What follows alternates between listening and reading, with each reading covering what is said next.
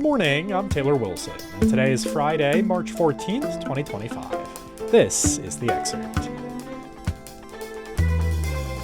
Today, promising signs on avoiding a government shutdown, but the clock is ticking. Plus, a judge orders tens of thousands of fired workers reinstated, and it's peak spring migration season for birds. Democratic Senate Minority Leader Chuck Schumer said he will vote to advance the Republican funding extension to potentially avoid a government shutdown at the end of the day today.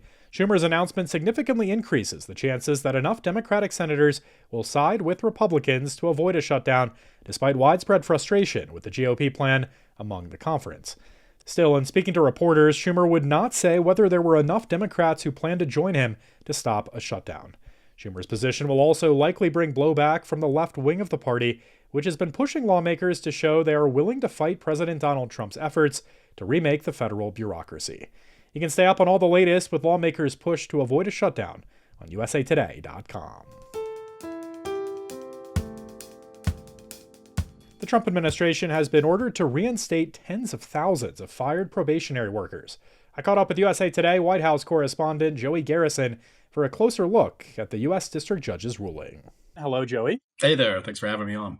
Thanks for hopping on, Joey. So another busy news day here. What did a California judge rule yesterday, and what does this now mean for recently fired probationary workers? Who does this really impact? A federal district judge in San Francisco ruled that all the tens of thousands of probationary workers at 6 specific departments must be reinstated to their positions. This comes after we've had a couple different waves of terminations pushed by the Trump administration. This was the initial wave that affected what are known as probationary workers. These are people who have been hired to the federal government or promoted to a new position within the past year. They lack a lot of the civil service protections that career government employees have, and so they're more easily fired, and that's where they were targeted.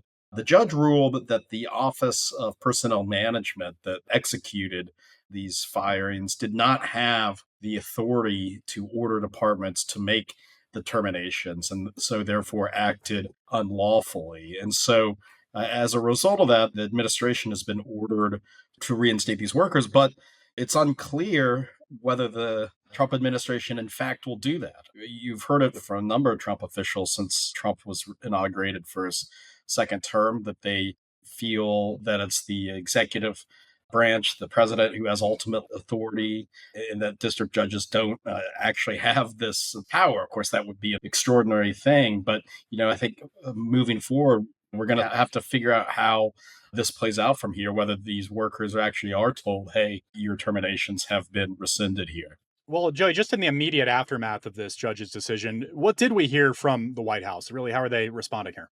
Carolyn Leavitt, the White House press secretary, accused the judge of, quote, attempting to unconstitutionally seize the power of hiring and firing from the executive branch, and vowed that the Trump administration will immediately fight back against this ruling. And so that's obviously signaling that they didn't say it on appeal. But by the fact that they're arguing that the judge is acting unlawfully here, I'm still curious whether they actually are going to comply with the order. Normally, historically, after such an order like this, you would get some sort of statement that says, we're going to comply with the order as the judge has said. But we didn't hear that. And so I think it leaves an open-ended question there. The 6 departments that are affected in this, in which reinstatements have been ordered, are the Departments of Defense, Veterans Affairs, Agriculture, Energy, Interior, and Treasury. Now, this decision by the judge was in response to a case lawsuit filed by government employee unions, nonprofits, that had cited a number of other additional federal departments as well, but this ruling only applies to these 6. And how did this ruling land with union officials, Joey? Yeah, obviously they celebrated the ruling, but they made clear that they want to see all the recently fired federal workers be reinstated. Now, it just so happened that this ruling came on Thursday, in which federal departments faced a deadline to provide so-called plans for large-scale reductions in force. And this goes beyond just the probationary workers who were targeted a few weeks ago with terminations for broader, deeper cuts across those departments. We've seen some of those leaked already or released. For example, the Department of Education planning to cut 1,300 Department of Ed workers. VA administration has talked about cutting 76,000 of its employees. This ruling does not apply to that round of RIF, reductions in force. And so I do wonder whether this is going to provide possible template for future litigation quickly from the same groups who brought this lawsuit. All right, great explainer. Joey Garrison is a White House correspondent with USA Today. Thank you, Joey. Hey, thank you. A majority of Americans believe President Donald Trump is being too erratic in his moves to shake up the economy. That's according to a new Reuters Ipsos poll. 57% of respondents, including 1 in 3 Republicans, said the president's policies have been unsteady as his efforts to tax imports have set off a global trade war. Trump's tariffs and refusal to rule out a recession have rattled the stock market. The S&P 500, for instance, has lost more than $3 trillion in value since its all-time peak last month.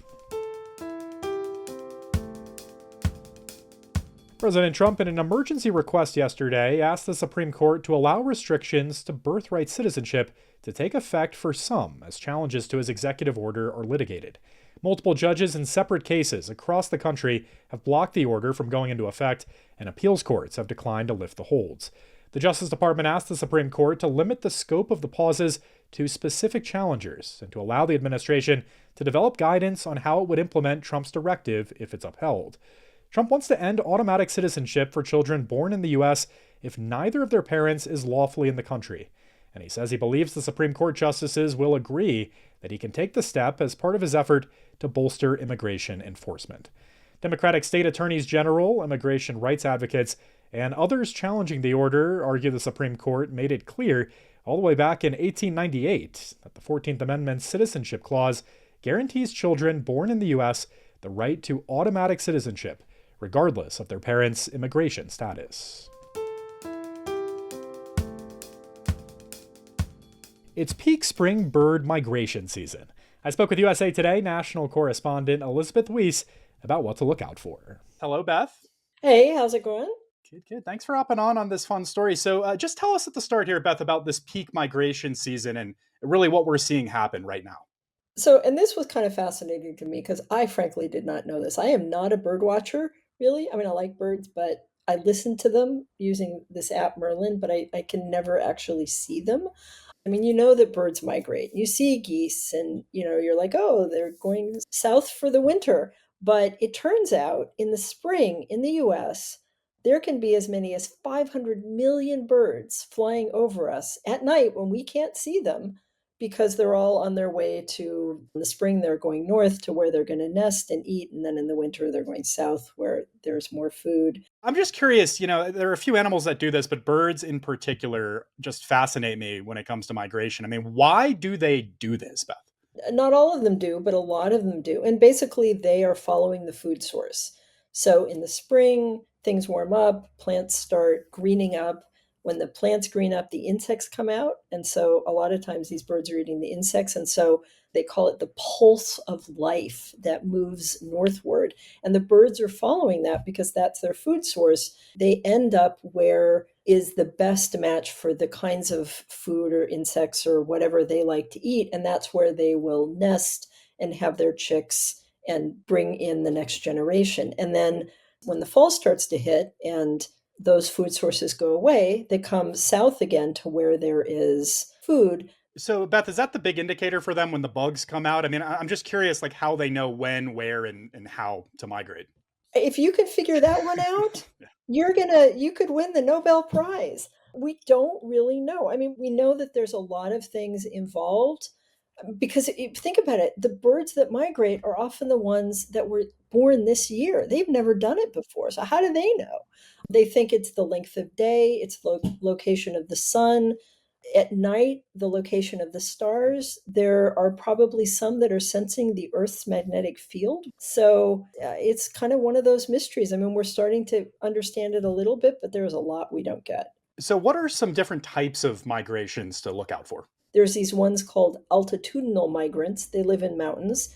And in the spring, they move uphill because it's warmer and there are bugs there. And then in the winter, they move downhill because they're going to where it's not as cold and there's still some food. And those are things like mountain chickadees and rosy finches. And then you get these short-term migrants, and they may just go a couple of 100 miles because they're just looking for a better food source. Medium distance migrants, they might breed in the Northeast, but they go down to the Southeast. And then you get these crazy, and these are the ones that like National Geographic does amazing specials on. These are these long distance migrants who fly thousands of miles. I mean, they can go from Alaska all the way down to the Amazon in South America. And those are just the amazing ones. Those are blackpoll warblers and the Arctic tern, Hudsonian godwits. They're amazing. And some of them fly the whole way. They don't even stop to eat. Beth, is there anything unique about migration in this moment in time? Any impacts from climate change, the human aspect here? I mean, what can you tell us about migration this year? Well, yeah, there's always a climate change impact, sadly. The problem is that these birds evolved to migrate when the seasons were changing. They evolved to get to certain places when spring had arrived, and that's when all the insects were there because that's when everything was budding or blooming. The problem is things are getting warmer in the spring and things are not cooling down as much in the winter. And so sometimes the birds may migrate as they have always migrated, and they arrive someplace and the food supply that had always been there for them isn't there. And then not as many birds survive. There was a report out showing that US bird populations are in fact still falling. And part of that is that they are hardwired to go to these places and look for these foods. And those foods are not always there in the amounts that they are used to. And some of them starve to death. All right. Elizabeth Weiss is a national correspondent with USA Today. Beth, I always love talking about the animal kingdom with you. Thanks for hopping on. Happy to be here.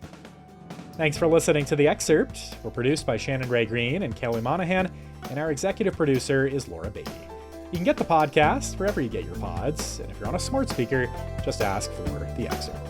I'm Taylor Wilson, and I'll be back tomorrow with more of The Excerpt from USA Today.